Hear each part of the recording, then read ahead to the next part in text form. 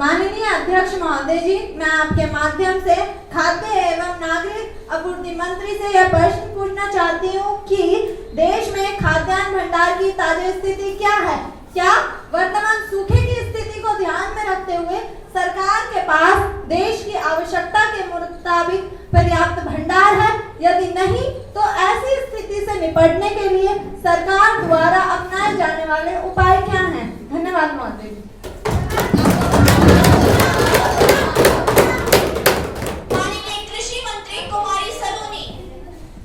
अध्यक्ष महोदय जी, मैं आपके माध्यम से अपने साथी व सदन को बताना चाहती हूँ कि हाँ, यह मामला पूरी तरह से सरकार के संज्ञान में है। सरकार ने इस पर नजर बनाए रखने के लिए 1 जनवरी 2024 को सरकारी एजेंसियों के पास खाद्यान्न का कुल भंडार लगभग 358.93 लाख मैट्रिक टन आंका गया है, जिसे भारतीय खाद्य निगम द्वारा भेजा गया था। पीआईबी के अनुसार इसके अतिरिक्त 2024 से 2025 के लिए कुल खाद्यान्न उत्पादन 3,539.59 लाख मैट्रिक टन होने का अनुमान था। खाद्यान्न का उपलब्ध भंडार सार्वजनिक वितरण प्रणाली की जरूरतों को पूरा करने के लिए प्राप्त है। वसूली अभियानों के द्वारा भंडार की नियमित प्रतिपूर्ति की जाती है। इसके अलावा जब भी आवश्यकता पड़ेगी, सरकार के पास खाद्यान्न बाहर से आयात करने के लिए भी विकल्प है। धन्यवाद महोदय। माना कि आपके पास पर्याप्त भंडार है, लेकिन क्या वह पूरी तरह से भारत के देश के लोगों में बांटा जा रहा है? आज भी लोग भूखमरी से मारे जा रहे हैं। माना भारत देश के पास पर्याप्त भंडार है लोगों को खाने के लिए, लेकिन जब तक वह पूरी तरह से लोगों में नहीं बनेगा, हम इस रिपोर्ट को सही नहीं मानेंगे।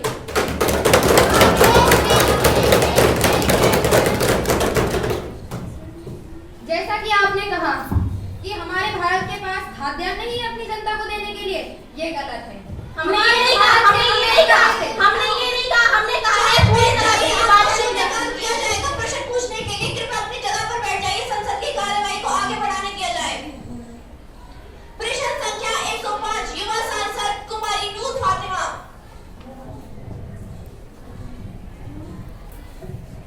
माननीय अध्यक्ष महोदय जी, मैं आपके माध्यम से महिला एवं बाल विकास मंत्री से यह प्रश्न पूछना चाहती हूँ कि क्या बाल यौन उत्पीड़न के दिन प्रतिदिन बढ़ रहे मामले के आंकड़े सरकार के पास है? यदि हाँ, तो तत्संबंधी ब्यौरा क्या है? बाल यौन उत्पीड़न के मामलों में 2023 के बाद आई बढ़ोतरी का क्या कारण है? क्या सरकार बाल यौन उत्पीड़न को रोकने के लिए कड़े कदम उठा रही है? यदि हाँ, तो तत्संबंधी ब्यौरा क्या है? माननीय महिला एवं बाल विकास मंत्री कुमारी खुशी। माननीय अध्यक्ष महोदय जी, मैं अपने साथी व सदन को बताना चाहती हूँ कि हाँ, बाल यौन उत्पीड़न के दिन प्रतिदिन बढ़ रहे मामले सरकार के पास हैं। अध्यक्ष जी, नेशनल क्राइम रिकॉर्ड ब्यूरो की नवीनतम रिपोर्ट के मुताबिक नाबालिगों के साथ बलात्कार की कुल संख्या 4,450 घटनाएं हुई है। यह सभी मामले पॉस्को एक्ट, इंडियन पीड़न कोड या भारतीय दंड संहिता की धारा के तहत दर्ज किए गए हैं। अध्यक्ष जी, 2023 के बाद मामलों में अचानक जो उछाल देखने को मिल रहा है, उसकी वजह न केवल पॉस्को कानून का लागू होना है, बल्कि इसका बेहतर किया बनने भी है। पॉस्को एक्ट के बावजूद 90% से ज्यादा मामलों में ना इंसाफ मिला है, ना सजा दी गई है। अदालतों में शांति बनाए रखें। एक बार उत्तर सुन ले। सरकार द्वारा protection of children from sexual offences act 2021 में लागू किया था, जिसका मकसद बच्चों को यौन उत्पीड़न और अश्लीलता से जुड़े अपराधों से बचाना है। उसका असर यह है कि पहले दिन बहुत सारे मामलों में कोई सोचता भी नहीं था कि यह रिपोर्ट किए जा सकते हैं, वो रिपोर्ट होते हैं। क्या ये मकसद पूरा हो रहा है? क्या ये मकसद पूरा हो रहा है? फिर पॉस्को एक्ट कानूनी क्यों बनाया? पूरा तो होगा इससे। पॉस्को एक्ट के बावजूद अगर इसे पूरा गया है, तो 90% से ज्यादा मामलों में ये क्यों नहीं लागू किया गया?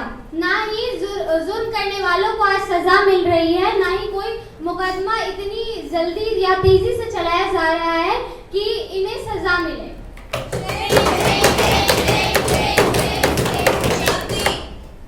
बाल यौन उत्पीड़न से संबंधित अपराधियों को 3 साल की सजा व जुर्माना, 5 साल की सजा व जुर्माना प्रावधान है। ये सजा कब दी जाएगी? आज भी 2025 आ गया है, अब तक हजारों केस 3 से 5 साल तक लटके हुए हैं। क्या इसका जवाब है आपके पास? विपक्षी दल को ये आखिरी बार सूचित किया जा रहा है कि उनको शून्यकाल पूरा दिया जाएगा प्रश्न पूछने के लिए सदन की कार्यवाही आगे बढ़ाई जाए। लेकिन लोगों में जागरूकता न होने की वजह से बहुत कम या मैं कहूँ न के बराबर ही लोगों को जानकारी थी।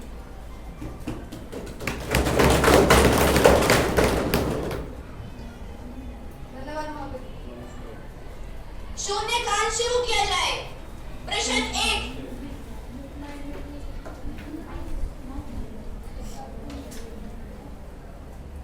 अध्यक्ष महोदया, भारतीय रेल एशिया महाद्वीप का दूसरा सबसे बड़ा रेल नेटवर्क है, लेकिन धीरे धीरे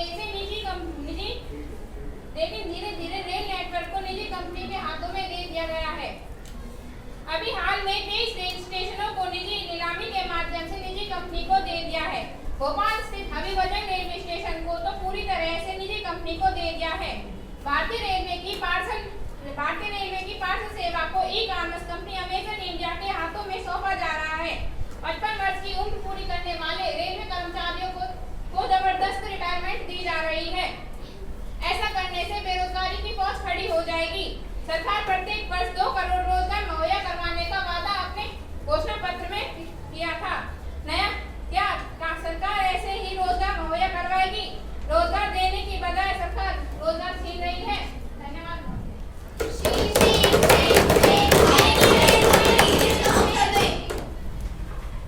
माननीय अध्यक्ष महोदय जी, मैं अपने विपक्षी साथी को यह बताना चाहती हूँ कि ग्लोबलाइजेशन के दौर में विश्व स्तरीय सुविधाएं देकर ही विदेशी निवेश को भारत में लाया जा सकता है। इसमें नई नई कंपनियां आएंगी तो लोगों को रोजगार मिलेगा।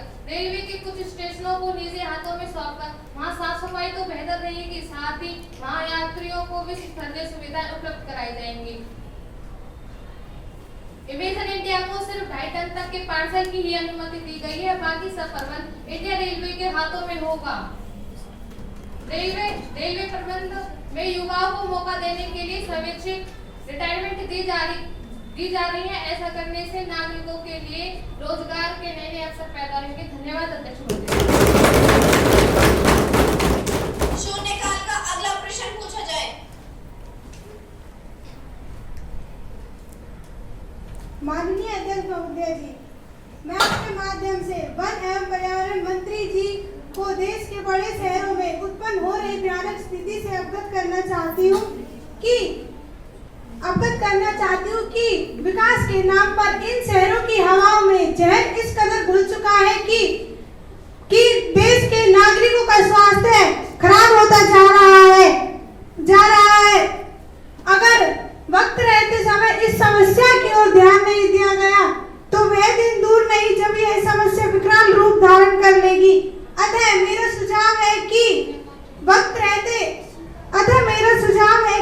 रहते समस्या की ओर ध्यान दिया जाए, निजी वाहनों की संख्या कम और मेट्रो जैसी सुविधाएं बढ़ाई जाए, इससे कि कुछ हद तक प्रदूषण की समस्या को नियंत्रित किया जा सकता है। अध्यक्ष जी, मेरा वन एवं पर्यावरण मंत्री जी से अनुरोध है कि इस समस्या को ध्यान में रखते हुए उचित कदम उठाए जाए। धन्यवाद महोदय जी। माननीय वन एवं पर्यावरण मंत्री मामले को संज्ञान में लेकर इसकी उचित कार्यवाही करें। जी महोदय। शून्यकाल का अगला प्रश्न पूछा जाए। महोदय, मैं आपके माध्यम से देश की एक बड़ी और लगातार गिरते जा रहे नैतिक मूल्यों पर एक ज्वलंत मुद्दा रखना चाहती हूँ। जैसे कि आज के सामाजिक परिवेश में नैतिक मूल्यों का स्तर लगातार गिरता जा रहा है। आप और हम सभी समाज के नागरिक हैं और देखते आ रहे हैं किस प्रकार देश का सामाजिक नैतिक मूल्य गिरता जा रहा है। परिवारों का ताना बाना बिगड़ता जा रहा है। अध्यक्ष जी, आज के दौर में नवयुवक अपने माता पिता को नहीं रखना चाहता। जिन माता पिता ने उन्हें पढ़ाया लिखाया, से जन्म दिया, से समाज में रहने लायक बनाया, उन्हीं माता पिता को वो बोझ समझते हैं। अध्यक्ष जी, भाई माता पिता उन्हें बोझ लगने लगे हैं। अध्यक्ष जी,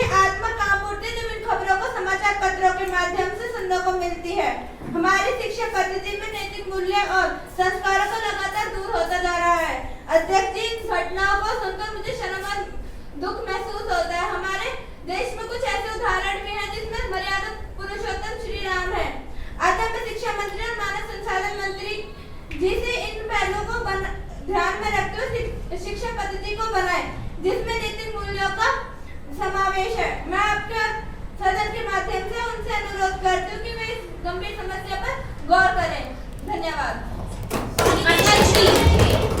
ऐसे मामलों से तो यही लगता है कि सरकार डिजिटल इंडिया की बात करती है, पर यूथ की डिजिटल मानसिकता कौन सुधारेगा? माननीय शिक्षा मंत्री, मामले को संज्ञान में लेकर इसकी उचित कार्रवाई करें। जी महोदय। अब सभी दस्तावेज सदन पटल पर रखे जाएं।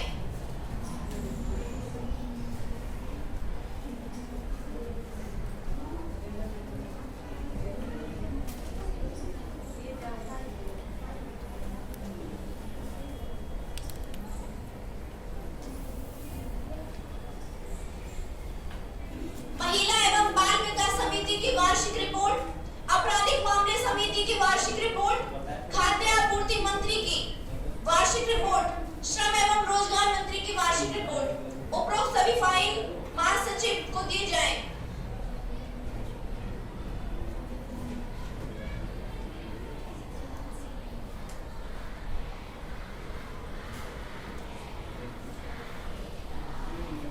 ध्यानाकर्षण प्रस्ताव पेश किया जाए। अब कुमारी भोजवती सड़क और परिवहन मंत्री का ध्यान आकर्षित करेंगे। कुमारी भोजवती। अध्यक्ष महोदया जी, मैं सदन का ध्यान सरकार द्वारा सड़क और परिवहन योजना की तरफ आकर्षित करना चाहती हूँ कि सरकार की अनदेखी के कारण सड़कों पर जाम कई घंटों तक लगा रहता है, जिसके तहत एम्बुलेंस जैसी गाड़ी भी उसी जाम में फंस जाती है, जिसके कारण बीमार व्यक्ति की मृत्यु भी हो जाती है। इसके अलावा जो सरकार सड़कों का निर्माण करने के बाद उनमें दोबारा मरम्मत कराती, सड़कों में सड़क कम गड्ढे अधिक होते, जिनके कारण प्रतिदिन बड़ी बड़ी दुर्घटनाएं होती हैं। धन्यवाद महोदया जी। माननीय सड़क और परिवहन मंत्री इसका उत्तर दें। माननीय अध्यक्ष जी, सबसे पहले मैं अपने साथी को बता दूं कि हमारी सरकार हर वर्ष कई हजार किलोमीटर नई और पुरानी सड़कों का निर्माण करती है और वर्षा के कारण जो सड़कें टूट जाती हैं उनकी मरम्मत भी कराई जाती है। धन्यवाद महोदया जी। जब सड़क बनती है तो एक साल में ही क्यों टूट जाती है? कोई भी चीज हमेशा तो नहीं चलती। जलवायु के परिवर्तन के कारण और भारी वर्षा के कारण, यातायात के आवागमन के कारण सड़कें जल्दी टूट जाती हैं। सरकार के दावे खोखले हैं, जमीनी हकीकत कुछ और ही बयां करती है। जी नहीं, ऐसा नहीं है। सरकार ने इसके लिए कई उपाय करे हैं। प्रधानमंत्री ग्राम सड़क योजना के अंतर्गत सभी क्षेत्रों में मजबूत सड़कें और सभी मौसमों में चलने योग्य सड़कों का निर्माण किया गया है। क्या आप इन सड़कों की बात कर रहे हैं? देखिए महोदय जी, ये सड़कें कितनी बुरी हालत में हैं। लेकिन अगर आप 23-24 के आंकड़ों के अनुसार भारत में हर वर्ष औसतन 33 किलोमीटर नेशनल हाईवे बनाए जाते हैं और परिवहन मंत्री माननीय महोदया जी की हर वर्ष आप लगभग 30 किलोमीटर से ज्यादा हाईवे बनाते हैं, लेकिन कैसे कच्चे? क्या हम कच्चे सड़कों पे चलेंगे? जी नहीं। महोदया जी, अगर टैक्स लिया जाता है तो सड़कें भी बनवाइए। जी, आपको पहले इस बारे में बता दिया जा चुका है कि हमारी सरकार बहुत अच्छी सड़कें बनवाती है। हर छोटे गांव, हर छोटे शहर को बड़े शहरों से कनेक्ट किया जा चुका है। हमारी सरकार ने बड़े बड़े फ्लाईओवर्स बनवाए हैं। एक फ्लाईओवर का एग्जांपल मैं आपको दे सकती हूँ, जो कि गुड़गांव से मुंबई तक बनाया गया है। इस फ्लाईओवर पर सफर करके आप केवल 12 घंटों में मुंबई तक की दूरी तय कर सकते हैं। यहाँ तक कि ऐसी टेक्नोलॉजी के फ्लाईओवर भी बनवाए गए हैं जिन पर इमरजेंसी में प्लेन्स तक को लैंड करवाया जा सकता है। आपकी सरकार ने तो साढ़े 6 की सड़कें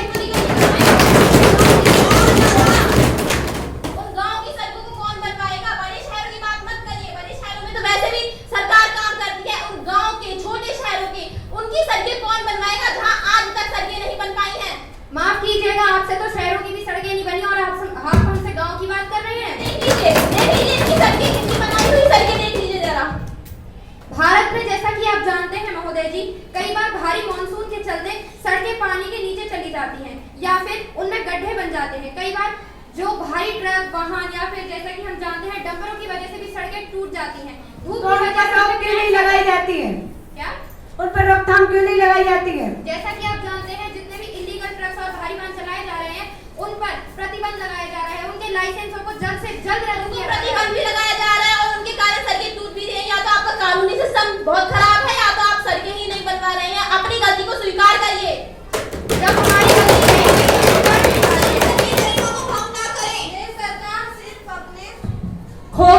ये सरकार अपने गलतियों में पर्दा डाल रही है, ये सच नहीं बोलती है। अच्छा, तो आप अपनी ऐसी कोई स्कीम बताइए जिससे आपने किसी भी बड़े शहर या गांव की सड़कें बनवा दी हो। बताइए, आप किसी बड़े शहर की सड़कें नहीं बनवाई, गांव तो छोड़िए, आप कैसे आई बनवाई। प्रधानमंत्री जी बैठ जाइए, सदन की कार्यवाही आगे बढ़ाई जाए। माननीय सभासदों, ध्यान आकर्षण प्रस्ताव पर चर्चा खत्म होती है। अब विपक्षी दल सदन पटल पर विशेष अधिकारों का हनन मामला पेश करे।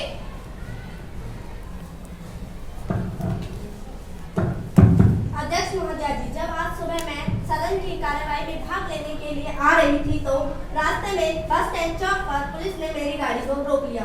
मेरी गाड़ी पर VIP लेबल भी लगा हुआ था और मैंने जबकि उन्हें अपना पहचान पत्र भी दिखाया, फिर भी उन्होंने मुझे बेवजह 2 घंटे तक रोके रखा। यह एक सांसद के सदन द्वारा पतन विशेष अधिकारों का हनन बनता है। सरकार को कड़े निर्देश का आदेश दिया जाए। धन्यवाद। माननीय गृह मंत्री, क्या कहना चाहेंगे आप इस पर?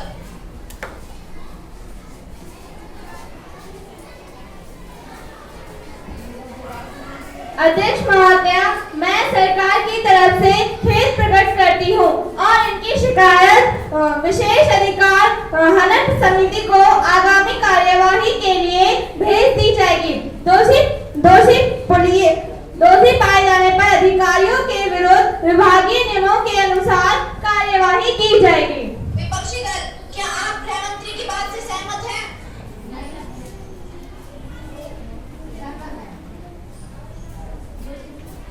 विशेष अधिकार हनन मामला, दूसरा मामला प्रस्तुत किया जाए।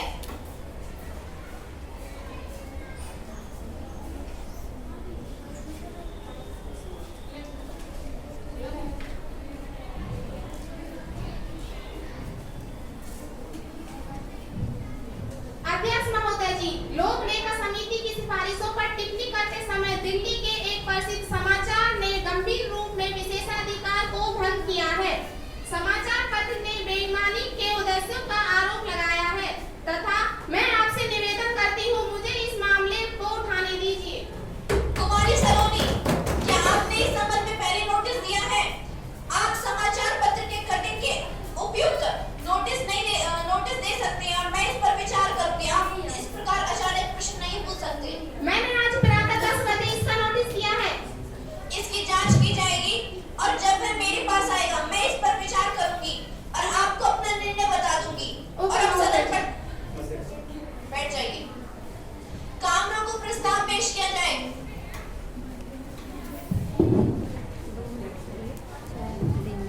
कुमारी सुरभि, कामरों को प्रस्ताव पर विचार रखेंगी।